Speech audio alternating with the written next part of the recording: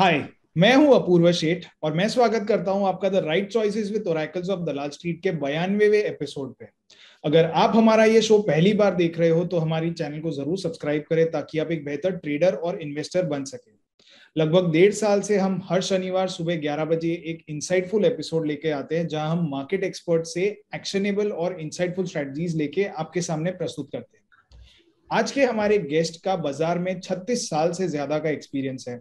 इन्होंने जय हिंद कॉलेज से कॉमर्स में ग्रेजुएशन करने के बाद स्टॉक मार्केट में ट्रेडिंग को अपना करियर चुना। Is been trading for living for all his life. इन्होंने अपना सबसे पहला ट्रेड गोल्ड में 14 साल की उम्र में लिया था और तब से लेके आज तक इन्होंने शायद लाखों ट्रेड्स किए हैं और एक सक्सेसफुल ट्रेडर बने हैं। इन्होंने MCX, BSc training institute, NSC academy और बहुत सारे कॉर्पोरेट्स के लिए टेक्निकल एनालिसिस की कोचिंग की है। इनके व्यूज लगातार जर्नल्स और फाइनेंशियल न्यूज़पेपर्स में छपते रहते हैं। इन्होंने कमोडिटी ट्रेडिंग पर एक बुक लिखी है जो अब तक इंडिया की एकमात्र बुक है जिससे किसी एक स्टॉक एक्सचेंज ने रिकॉग्नाइज किया है। मेरा सौभाग्य रहा है कि मुझे इनके साथ कुछ साल काम करने का मौका मिला है और मुझे इनसे मार्केट्स और लाइफ दोनों के बारे में बहुत कुछ सीखने मिला है। एंड आई एम श्योर कि आज हम इनसे इंट्राडे ट्रेडिंग के बारे में बहुत कुछ सीखेंगे। तो चलिए स्वागत करते हैं विजय भंवानी जी का।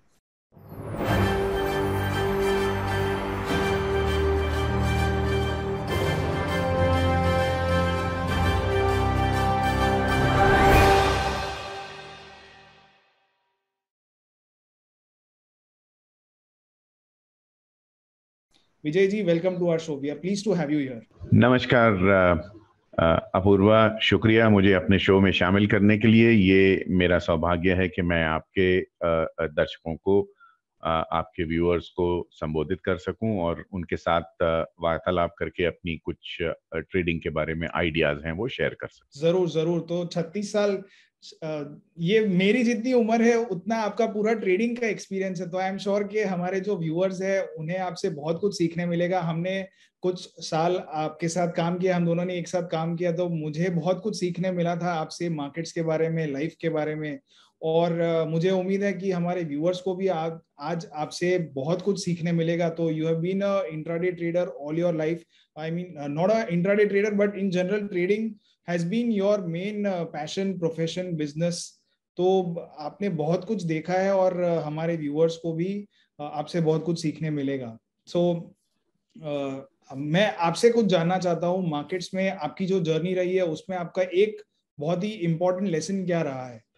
मार्केट में 36 साल मैंने जो अपनी एक्सपीरियंसेस या तजुर्बे सीखे हैं, वो हमारे वक्त में मार्केट में इतनी ज्यादा ट्रेनिंग, किताबें, इंटरनेट वगैरह की सुविधा नहीं होती थी। आप जो भी सबक सीखते थे नुकसान करके सीखा करते थे। तो हर एक जो सबक मैंने सीखा है वो काफी महंगा पड़ा है। और सबसे बड़ा सबक जो मैंने सीखा था वो इस सेंचुरी के बदलने के वक्त था। डॉट कॉम बस्ट हुआ था सन 2000 में। मिलेनियम बग था उस वक्त। टेक्नोलॉजी शेयर्स का बोलबाला था और लगभग 16 मार्च सन 2000 को बाजार में पीक बना और उसके बाद मार्केट लगातार टूटते गए। मैं उस वक्त विदेश में था अपनी शादी की सालगिरह मनाने के लिए अपने परिवार के साथ। और जैसा कि अक्सर होता है, घर वाले कहते हैं कि आप बाजार पे ध्यान मत दीजिए, टीवी मत देखिए, साइट सीइंग करिए, शॉपिंग कीजिए, खाना खाइए, मौज मस्ती कीजिए। तो जैसे कि एक अंग्रेजी में कहावत है, Rome was burning and Nero was fiddling. तो यहाँ मेरा पोर्टफोलियो सारा बर्बाद हो रहा था और मैं वहाँ विदेश में शॉपिंग कर रहा था, साइट सीइंग कर रहा था। जब तक वापस आए तीसरे हफ्ते में मार्च के, तब तक सब कुछ ढह चुका था और मैंने लगभग जिंदगी की सारी पूंजी गंवा दी थी सन 2000 के क्रैश में। और काफी कर्जा भी दिया ब्रोकर्स को अपना जो नुकसान है वो भरपाई करने के लिए। अपनी जिंदगी की शुरुआत फिर से करनी पड़ी। लेकिन एक अच्छी बात ये रही कि टेक्निकल एनालिसिस की दुनिया में कहते हैं आपको कम से कम एक बार, अगर ज्यादा नहीं तो कम से कम एक बार दिवाला निकालना चाहिए, तब ताकि आपको पैसे की अहमियत और उसकी वैल्यू समझ में आए। लेकिन ये अति आवश्यक है कि आपको ये अनुभव जवानी में मिले। अगर आप सारा पैसा 60, 65, 70 साल की उम्र में गवा देंगे तो फिर आपकी जीवनी समाप्त हो जाती है। तो मैं इसे एक अपना सौभाग्य मानूंगा कि ये अनुभव मुझे 34 वर्ष के उम्र में मिला, ना कि अब जब बाल पक गए हैं और अब शायद वो जो कटु अनुभव थे पैसा गंवाने के बाद, वो सह पाने की शक्ति शायद अब मुझ में ना होती। ये बहुत ही इंपॉर्टेंट लेसन है कि जो भी गलतियां करे वो आप जल्दी अपनी एज में कर ले, जवानी की उम्र में कर ले, ताकि बुढ़ापे में आप बुढ़ापे पे नहीं लेकिन बट एक बड़ी उम्र में आप अच्छा खासा पूंजी जमा कर सके और वहां पे आपको नुकसान ना झेलना पड़े। विजय जी, आपने इंट्राडे ट्रेडिंग के ऊपर हमारे लिए कुछ प्रेजेंटेशन बनाया है, तो चलिए शुरू करते हैं। आज का जो हमारा पूरा सेशन है कि इंट्राडे ट्रेडिंग के जो सीक्रेट्स है आप हमारे साथ कुछ शेयर करेंगे। There are some techniques and principles that you follow and our viewers can also benefit from it. तो जो भी लोग इंट्राडे ट्रेडिंग करना चाहते हैं वो आज का और अगला एपिसोड दोनों ही जरूर देखिए, और आई एम श्योर कि बहुत कुछ सीखने मिलेगा आज हमें विजय जी से। शुक्रिया अपूर्वा, आपकी अनुमति से मैं अपना प्रेजेंटेशन अब शुरू करूंगा। पहले तो हम ये समझ लें कि इंट्राडे ट्रेडिंग होती क्या है। इंट्राडे ट्रेडिंग में आपके बेसिकली बहुत ही साधारण और सहज नियम है। Very simple rules in intraday trading.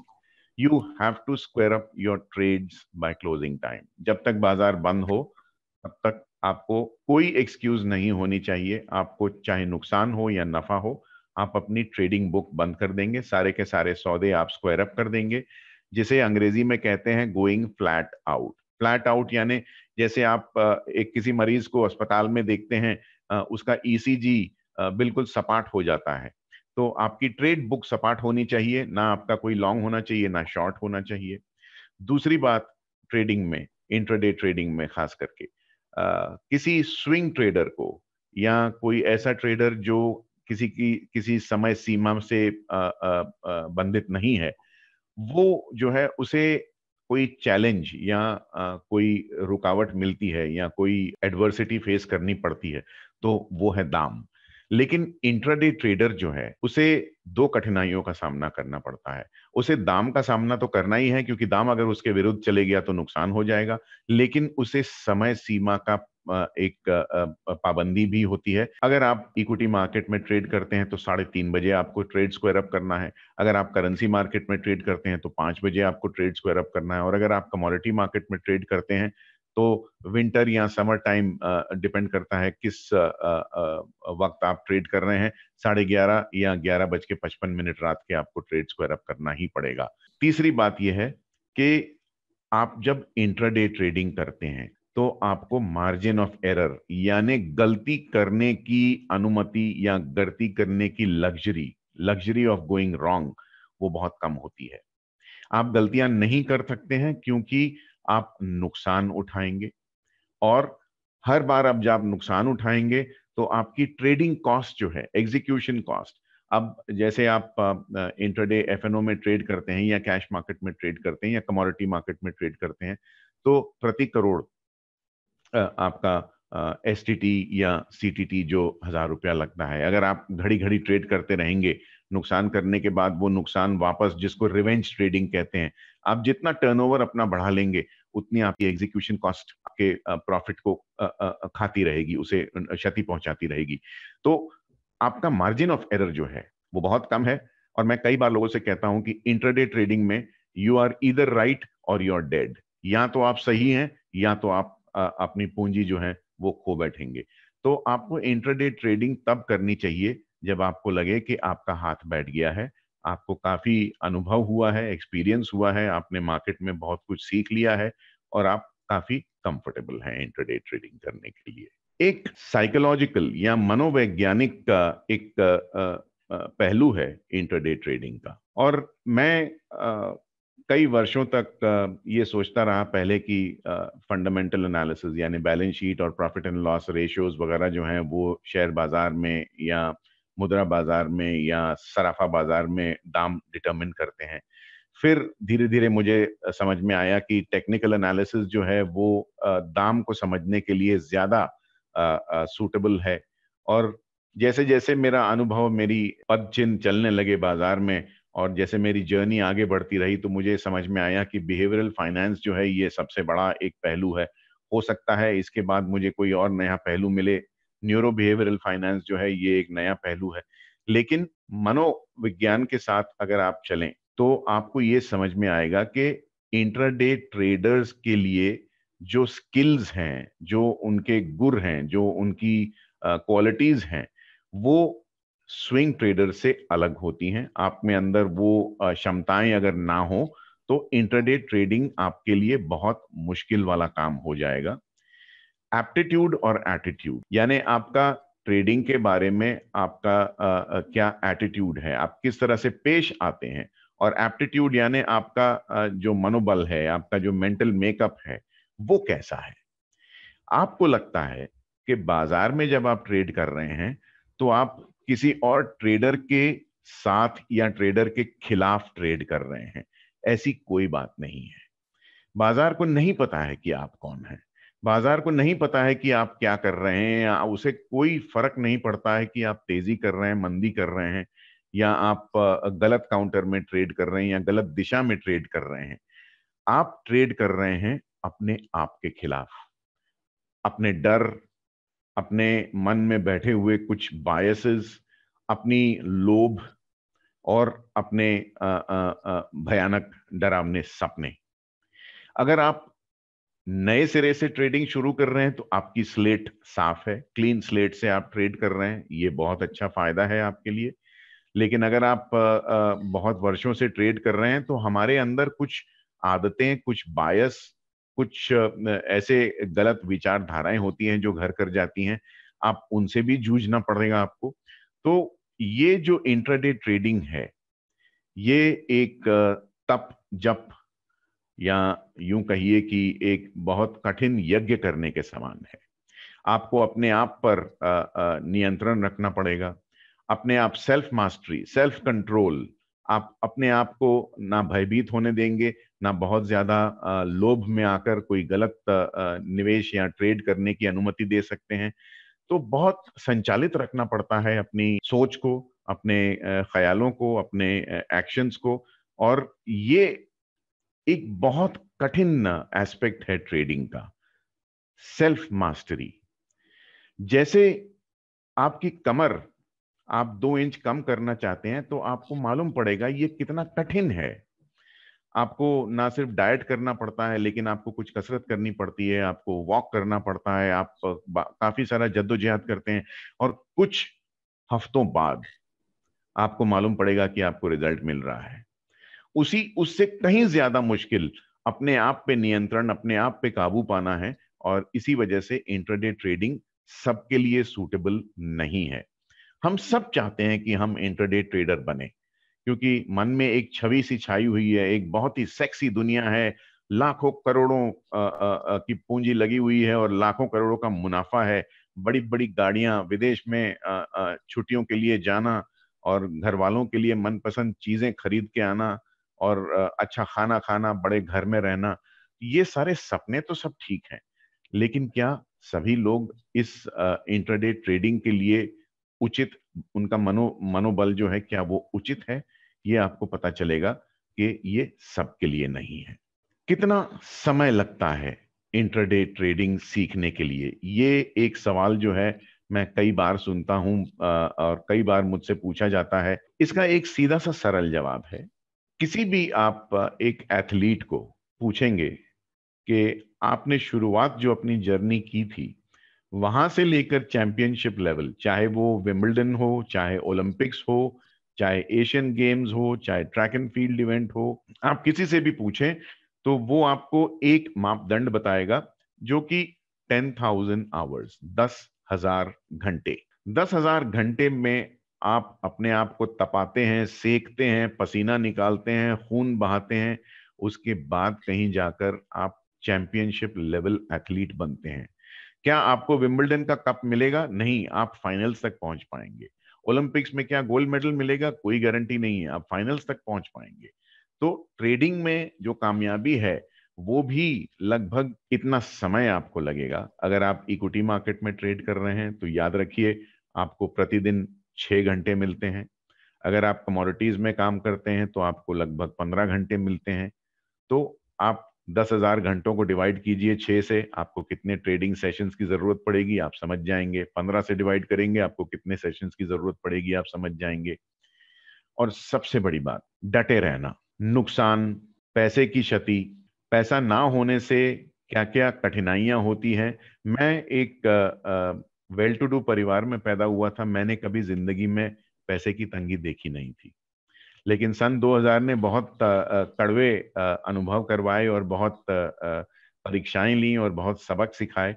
तो पैसा जाने से क्या क्या तकलीफें होती हैं वो आपको मालूम पड़ेगा। और 10,000 घंटे तक जब आप प्रैक्टिस कर रहे हैं, जब आपका पैसा ट्रेडिंग में जा रहा है, बने रहना ट्रेडिंग में नुकसान करने के बावजूद, वो एक बहुत बड़ी बात है। परसिवियरेंस, डटे रहना, अपने लक्ष्य के लिए कायम रहना, अपनी सीमा पे खड़े रहना और कहना मैं तैनात रहूंगा, मैं नुकसान करूंगा फिर भी रोज सुबह 9 बजे अपना कंप्यूटर चालू करके फिर से ट्रेड, दूसरे दिन की नई शुरुआत फिर से करना, ये बहुत कठिन काम है। और जब तक ये परसिवियरेंस आपके अंदर नहीं है तब तक आपको सक्सेस, कामयाबी मिल पाना थोड़ी मुश्किल हो जाएगी। जैसा कि मैंने कुछ समय पहले कहा, क्या सभी लोग ट्रेडिंग में कामयाब होते हैं? Does everyone succeed in day trading? Not necessarily so. Chicago board of options exchange America में एक एक्सचेंज है और उन्होंने शुरू से लेकर अपनी जो ट्रेडिंग की प्रक्रिया रही है उसे कंप्यूटराइज किया है। तो डिजिटल डेटा होने से ये लाभ होता है कि आप उस डेटा को कई पहलुओं से, कई नजरियों से आप एनालाइज कर सकते हैं। तो उन्होंने देखा कि लगभग 94% डे ट्रेडर्स 5 वर्ष से पहले बाजार छोड़कर चले जाते हैं। यानी कि जो सक्सेस रेशियो है, कामयाब ट्रेडर जो होते हैं, हर 100 ट्रेडर जो नए आते हैं उनमें से 6 ट्रेडर ऐसे होंगे जो 5 वर्ष बाद भी ट्रेड करते रहेंगे। अब जाहिर सी बात है, अगर आप 5 वर्ष बाद भी ट्रेड कर रहे हैं तो या तो आपने बहुत ज्यादा पैसे नहीं गंवाए हैं या शायद आपने पैसे कमाए भी हैं। तो अगर आप डे ट्रेडर हैं, अपना घर का खर्चा चला सकते हैं ट्रेडिंग से, तो ध्यान रखिएगा आप उन चुनिंदा 6% लोगों में से हैं जो बहुत ही रेयर हैं, बहुत ही कामयाब और बहुत ही उत्तम ट्रेडर हैं। ये एक गर्व की बात है और मुझे बहुत गर्व है कि मैं एक डे ट्रेडर हूं। मुझे और किसी दूसरी इनकम का सहारा नहीं लेना पड़ता है। हालांकि मैं अलग अलग सोर्सेस से अपनी इनकम रखता हूं, तो मुझे और किसी सोर्स की जरूरत नहीं है घर चलाने के लिए। मैं ट्रेडिंग से अपने दम खम पे ट्रेड कर सकता हूं और मैं उन 6% लोगों में से हूं जो कामयाब रहे हैं। तो अगर आप कामयाब होते हैं, ये आपके लिए बहुत गर्व की बात है और बहुत जप तप के बाद आप यहां पहुंचिएगा। ये आसान रास्ता नहीं है। आपको अगर कोई सुंदर से सपने दिखाए जा रहे हैं तो उन सपनों से अपने आप को दूर रखिए, क्योंकि ये आसान काम नहीं होगा। सवाल ये बनता है कि अगर इतने ऑड्स जो हैं, यानी आपकी कामयाब होने के जो प्रतिशत हैं वो इतने कम हैं, तो क्यों किया जाए ये काम? क्या हर ट्रेडर जो है वो एक भंवरा है जो फूल के करीब आता है, या क्या वो एक मौत है जो मच्छर जो बिजली के करीब जाता है लेकिन कई बार दिए के रोशनी में जल जाता है? क्या हम सुसाइडल हैं? क्या हमारी कोई डेथ विश है कि हम अपना पैसा बाजार में खोना चाहते हैं? ऐसी बात नहीं है। लेकिन फेलियर रेट इतनी ज्यादा इसलिए होती है क्योंकि प्रॉपर एजुकेशन, प्रॉपर गाइडेंस और प्रॉपर हैंड होल्डिंग, मेंटरिंग अब भी नहीं है। मैं मानता हूं कि सोशल मीडिया के इस दौर में जब यूट्यूब, ट्विटर, लिंक्डइन, फेसबुक वगैरह वगैरह जो प्लेटफॉर्म है वहां पर कई सारे ट्रेनर्स आ गए हैं, बहुत सारे वीडियोस आ गए हैं, बहुत सारे लोग ट्रेनिंग कोर्सेज करते हैं। लेकिन क्या हर ट्रेनर या हर कोर्स प्रोवाइडर खुद एक कामयाब ट्रेडर है? ये एक बहुत बड़ा प्रश्न चिन्ह है। तो जब तक आपको कोई सही और ऑप्टिमम राह दिखाने वाला नहीं मिलता है, तब तक प्रोबेबिलिटी या ये संभावना बनी रहती है कि आप उन 94% लोगों में से होंगे जो कामयाबी हासिल नहीं कर पाएंगे। तो सबसे पहले अगर आपने कुछ करना है तो एक सही मेंटर या एक सही गाइड, चाहे वो अच्छी किताब ही क्यों ना हो। मैं नहीं कहता हूं कि आप किसी को कोर्स प्रोवाइड करें। मैं आपको एक डिस्क्लोजर देना चाहूंगा, मैं कोई सर्विस नहीं प्रोवाइड करता, ना मैं किसी के पैसे संभालता हूं, ना मैं कोई कोर्स बेचता हूं, और ना ही मैं ब्रोकरेज फर्म चलाता हूं। तो मुझे कोई वेस्टेड इंटरेस्ट नहीं है कोई सलाह देने में या आपको आगाह करने में। तो जब तक आपको सही सोर्स नहीं मिलता है कि आप कहां से कुछ सीखें, तब तक ये संभावना बनी रहेगी कि आप 94% लोगों में होंगे जो अंधेरे में तीर चलाते हैं, बार बार ट्रेड करते हैं, और वो ट्रेड नहीं जुआ होता है क्योंकि उन्हें पता नहीं है वो क्या कर रहे हैं, और आखिर में हताश होकर वो गेम छोड़कर चले जाते हैं। तो ये बहुत जरूरी है, अनिवार्य है कि आपके पास एक बहुत ही मजबूत ट्रेडिंग गेम प्लान होना चाहिए, चाहे वो टेक्निकल एनालिसिस हो, चाहे स्क्रीन रीडिंग हो, चाहे फंडामेंटल एनालिसिस हो। आप जो भी रास्ता चुने, चाहे आप स्टैटिस्टिकल एनालिसिस करते हो, लेकिन आपके पास मार्केट में एक जो झुंड है, जो क्राउड है, उससे आगे रहने की क्षमता जब तक आपके पास नहीं होगी, तब तक आप अपने आप को कामयाबी से वंचित करेंगे। इसमें हमने एक चीज ऑब्जर्व की है कि बहुत सारे लोगों को ये पता ही नहीं होता कि एक्चुअली वो प्रॉफिट बना भी रहे हैं कि नहीं बना रहे, और अगर बना रहे तो कितना बनाया। तो अगर मार्केट ने लेट्स से 20% ऊपर गया है तो उन्होंने कितना पैसा बनाया ये शायद उनको पता ही नहीं है कि वीजा वीज market how are they performing. ये आपने बिल्कुल बहुत ही इम्पोर्टेंट बात कही है अपूर्वा। तकनीकी परिभाषा में अगर आप देखें तो रॉबिन्स कप ट्रेडिंग चैंपियनशिप जो अमेरिका में एक स्पर्धा होती है जहां पर ट्रेडर्स एक वर्ष तक ट्रेड करते हैं, और जो सबसे ज्यादा मुनाफा कमाता है वो उस वर्ष का चैंपियन होता है। तो रॉबिन्स कप ट्रेडिंग चैंपियनशिप भी सारी की सारी कंप्यूटराइज्ड एक प्रणाली है। इसकी वजह से एनालाइज कर सकते हैं कि कौन क्या कर रहा है और कैसी टेक्निक्स रही हैं और क्या कितना प्रॉफिट कैप्चर होता है। वहां पर यह देखा गया है अपूर्वा कि जो बिलो पार यानी औसत से बिलो एवरेज ट्रेडर हैं, वो या तो नुकसान करते हैं या ज्यादा से ज्यादा जो मार्केट में बढ़त आती है या गिरावट आती है उसका 1/4 से 1/3 मूव कैप्चर कर सकते हैं। यानी अगर मार्केट 100 पॉइंट ऊपर गया तो आपने 20, 25, 30 पॉइंट मूव कैप्चर किया, या अगर मार्केट 100 पॉइंट नीचे गया तो आपने शॉर्ट करके 15, 20, 25 पॉइंट कैप्चर किया, तो आप एक बिलो पार ट्रेडर हैं। एक एवरेज ट्रेडर जो होता है 40 से 50% मूव कैप्चर कर सकता है, और जो रॉबिन्स कप ट्रेडिंग चैंपियन हैं वो भी 2/3 से ज्यादा मूव नहीं कैप्चर कर पाते। तो कोई आपको कह दे कि मैंने सबसे निचले स्तर में खरीदारी की और सबसे ऊंचे स्तर पर टू द पॉइंट बिकवाली की, यानी मैंने 100% मूव कैप्चर किया, तो मुझे लगता है ये कोई सोशल मीडिया का चैंपियन होगा, क्योंकि 2/3 से ज्यादा औसत Robins cup trading champion winners जो हैं वो भी कैप्चर नहीं कर पाते हैं। तो आपको एक बेंचमार्क मिल गया, आप कितना मूव कैप्चर कर पाते हो। दूसरी बात, जब आप इंट्राडे ट्रेडिंग करते हैं तो ऑन स्क्रीन प्रॉफिट एक अलग होता है और टेक होम प्रॉफिट अलग होता है। ऑन स्क्रीन आपको ग्रॉस दिखाई देगा, शायद आपने 5, 10, 15 हजार रुपए कमा लिए, लेकिन जैसा मैंने कहा आपको हर करोड़ के पीछे 1,000 रुपया ट्रांजैक्शन टैक्स लगता है, उसके बाद brokerage, GST, exchange turnover tax, stamp duty, SEBI charges वगैरह वगैरह।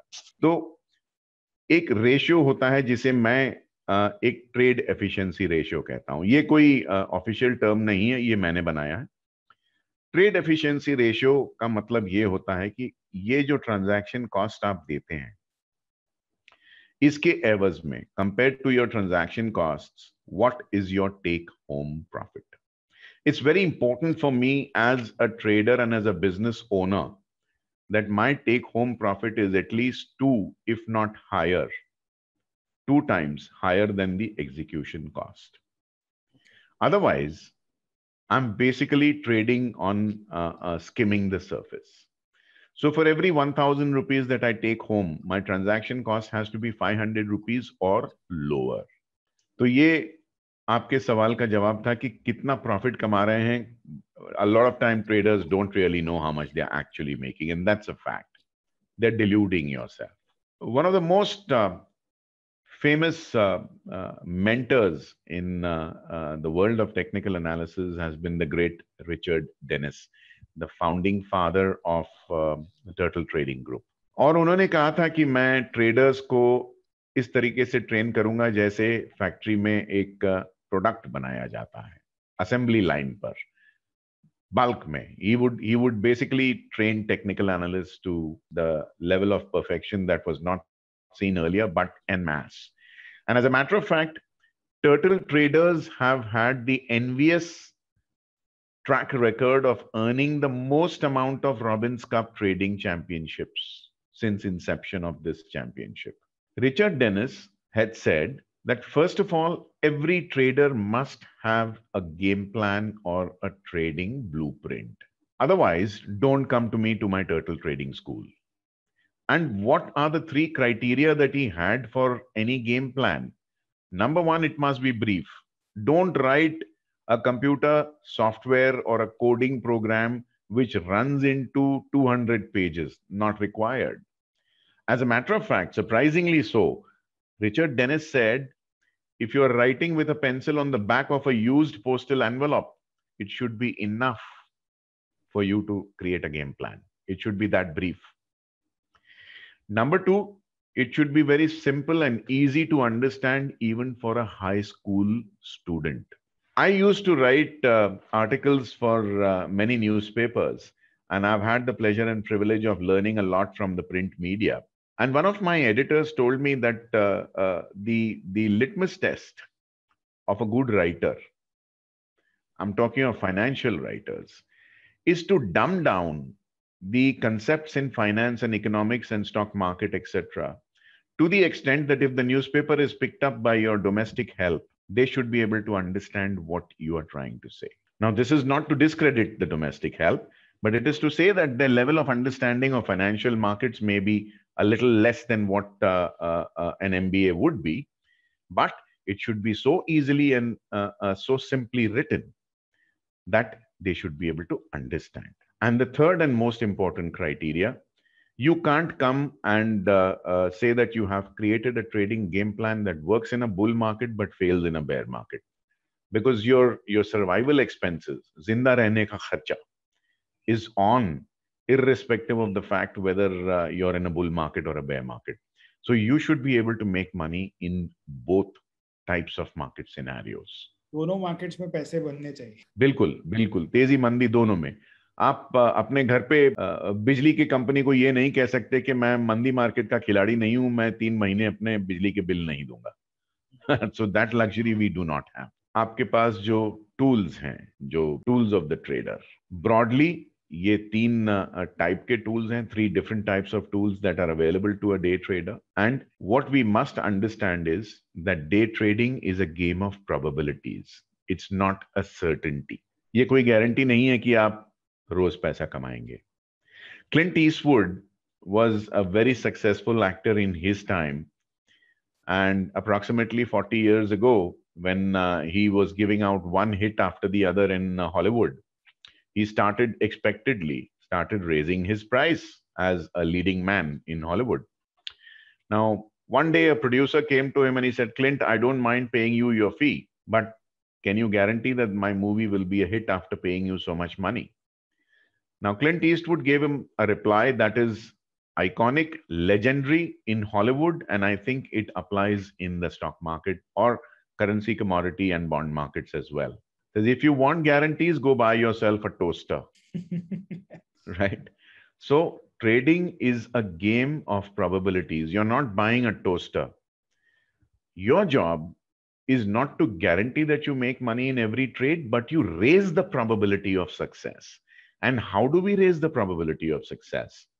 We use it by deploying these 3 different tools. Of course, there could be more, I concede that, but these are the 3 tools that I use, so I'm going to talk about them. They're not necessarily in any ascending or descending order of importance, but they are there to be used in conjunction simultaneously. So the first one I talk about is technical analysis or chart reading. The one thing that you mentioned in the beginning of your webcast was, Apurva, that I've been in the market since 36 years, and a lot of traders were not even born then. Today's traders who've joined the market after COVID were not even born. In those days, Economic Times gave you the open interest of Monday's trading session in Wednesday's newspaper, because they would collect the data from the Bombay Stock Exchange on Tuesday afternoon. The BSE would release that data on Tuesday afternoon. It would go to the printing press and come in Wednesday's papers. Today, your mobile phone trading terminal allows you to watch open, high, low, close, volume, open interest, average traded price, last traded price, etc., in real time, right? So chart reading is something that is available to everyone, and thanks to websites like TradingView, investing.com, chartcheck.com, chartview.com, XYZ, many of these guys. So once you learn the art and science of technical analysis, your probability of success is elevated significantly. The second one I talk about is screen reading. Screen reading is an art which many people, especially the younger generation, is feeling is a dying art or maybe even a dead art. Nurse these thoughts at your own peril with a significant downside risk to your capital. The ability to read the screen, the numbers that are flashing on your screen, especially in the Snapquote window, is something that sets a mediocre trader apart from a superlative trader. So when the numbers are changing, they're changing because there's buying and selling happening. If you are unable to read the direction which way the market will take based on the changes in your numbers, you're not able to hear what the market is trying to communicate with you. And markets talk. They talk in the language of numbers. And you should have the ability to read the language of those numbers. And the third is statistical data. We all receive so many Suprabhatam or good morning messages every morning, and most of them are repetitive. Many of them you don't even give it a thought, you just mark them and erase them. But once in a while, a particular message turns up in my mobile phone, and every time I receive it, it brings a smile to my face. And it's not to do about trading, but it applies to trading as well. It says, don't tell me what you feel about me. I will judge it from the actions of how you behave with me. So statistical analysis cuts away from all the noise that is pervading in the social media, in the mainstream media, in the public domain. And it tells you what the doers of deeds, people who may or may not talk in the market, but who definitely are doers of deeds, the actual traders. Now, this analysis is also called the Russian doll method or the Matryoshka doll method. As children, many Indians would remember, we've played with, we've seen wooden dolls where a papa doll is opened, it breaks into two. There's a mama doll inside. You open the mama doll, there is a baby boy doll, and you open that, there's a baby girl doll. So you peel one layer after the other, and there is another layer to kind of analyze, just like an onion ring. Matryoshka analysis is peeling one layer after the other to get to the core message of the market as to see whether the big money is buying or it is selling. Once you master this, your probability of success puts you at par or marginally below the Robbins Cup trading champions who achieved 2/3 of success probability. So out of every 100 trades, they probably win in 62, 63, 65, 68 trades. तो ये थे विजय भंवानी जी। इनके साथ हुए इस episode में हमने देखा कि इंट्राडे ट्रेडिंग क्या होती है। एक सक्सेसफुल इंट्राडे ट्रेडर बनने के लिए आपके अंदर कौन से ऐसे गुण होने चाहिए, सक्सेसफुल इंट्राडे ट्रेडर बनने के लिए आपको कितना समय लगेगा, ये भी हमने देखा। और फाइनली हमने बात की है कि इंट्राडे ट्रेडिंग करने के लिए आपके पास ऐसे 3 कौन से टूल्स होने चाहिए। तो इसमें टेक्निकल एनालिसिस, स्क्रीन रीडिंग और मात्रोयोश्का एनालिसिस, ये 3 चीजें हमने देखी है। इस पे आगे आने वाले एपिसोड में हम और भी ज्यादा डिटेल में बात करेंगे और बहुत ही ज्यादा विस्तार से देखेंगे कि इन 3 टूल्स में आपको क्या क्या चीजें देखनी चाहिए। तो मिलते हैं अगले एपिसोड में, तब तक के लिए आप हमारी चैनल को जरूर सब्सक्राइब कीजिए। Thank you. अब जो है मैं आता हूं स्नैपकोड विंडो पर। स्नैपकोड विंडो जो है अलग अलग ब्रोकर्स के टर्मिनल्स में अलग अलग कमांड्स पर आता है, लेकिन ज्यादातर ब्रोकरेज टर्मिनल्स पे मैंने देखा है कि आप किसी भी शेयर या कोई भी ट्रेडेड सिक्योरिटी है उसको हाईलाइट करके F5 का बटन दबाते हैं